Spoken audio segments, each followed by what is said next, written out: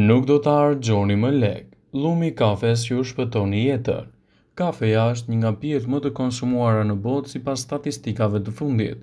Njerëzit zakonisht llumin e saj e hedhin, por pasi të dëgjoni këtë video deri në fund, do të ndryshoni menjëherë mendim për të.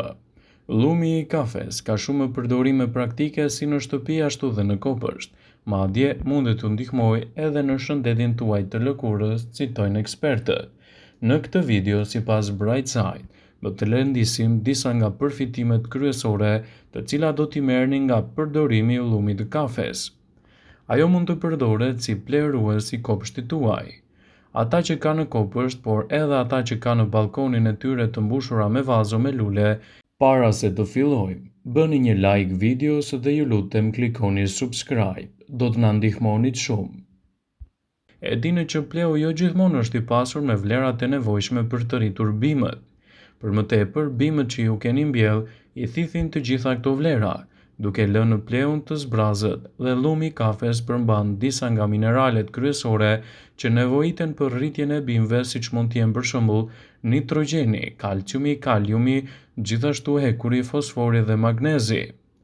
Gjithashtu llumi i kafes do të thithë në mënyrë më të mirë metale të dëmshme që kontaminojnë plehun, por më tepër, llumi i kafes mund të tërheqë edhe krimbat e tokës, të cilët janë shumë të nevojshëm për ajrosjen e kopshtit tuaj. Nëse nuk dini se si ta përdorni, është shumë e thjeshtë. Mjafton që ta spërkasni plehun në llumin e kafes, dhe kështu do të keni edhe një bimë më të shëndetshme. Llumi i kafes mund të mbajë larg edhe problemet e insekteve. Disa përbërës që gjenden kryesisht te llumi i kafes, si kafeina, mund të jenë toksik për insektet e bimëve tuaja.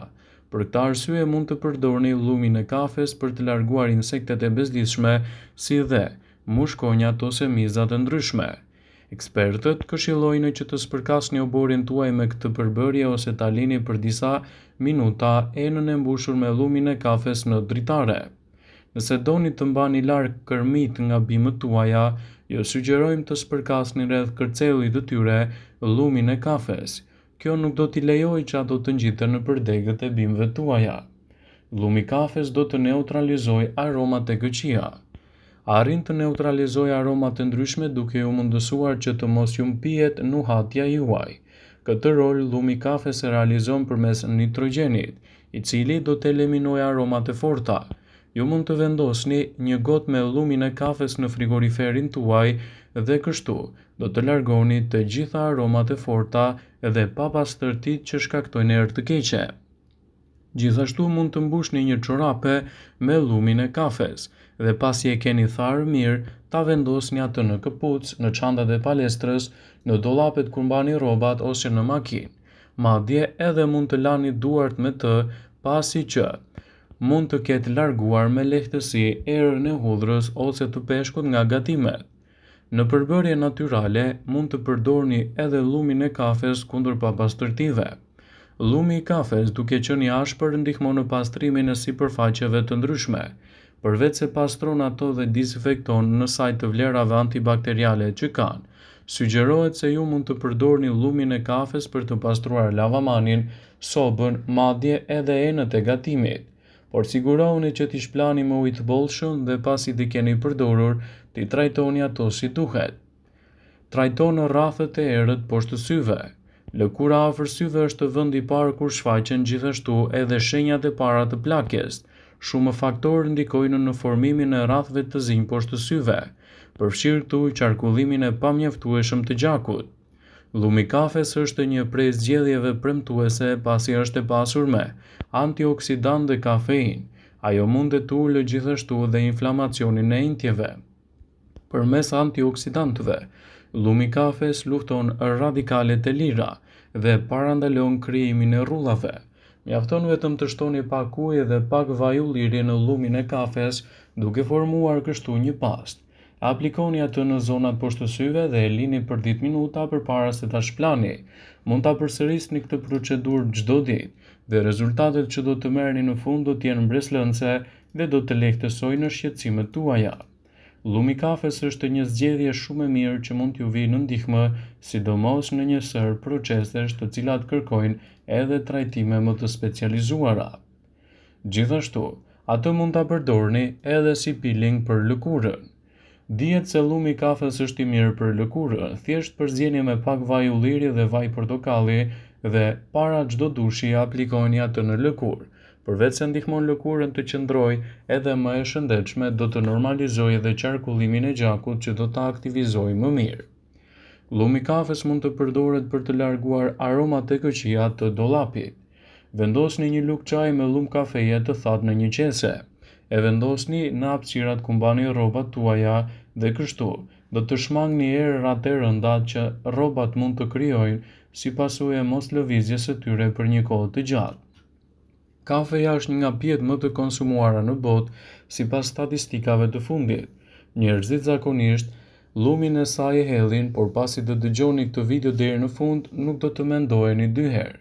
Llumi i kafes ka shumë përdorime praktike si në shtëpi ashtu dhe në kopësht. Madje mund të ndihmojë edhe në një sër shqetësimesh. Thjesht e thani si duhet dhe e vendosni atë sipas nevojës për t'i dhënë në fund këtyre problemeve. Mendoni sa e sa lum kave hidhni në plera çdo ditë pasi konsumoni kafen. Llumi i kafes është një aleat i përkryer për kujdesin e lëkurës dhe bukurisë, por edhe për shtëpinë, kopshtin e të tjera. Ju mund ta përdorni atë për të shmangur milingonat, për të pastruar shtëpinë, për të hequr qafe erën kundër celulitit dhe shumë më tepër. Po le të fillojmë nga se si mund ta përdorim atë. Për trajtime të ndryshme, mund të përdorni llumin e kafes. Për një trajtim anticelulit, miksoni llumin e kafes me sheqer ngjyrë kafë dhe pak vaj kokosi. Pastaj e masazhoni mirë në trup. Pas gatimit ndonjëherë mbetet era e keqe në duart tuaja. Fshiheni atë me llumin e kafes, pastaj e shplani me ujë të ngrohtë. Shtoni një sasi të vogël të llumit të kafes te kënaja që përdoret për të lyer flokët. Kjo do t'i jap atyre shkëlqim dhe natyralitet.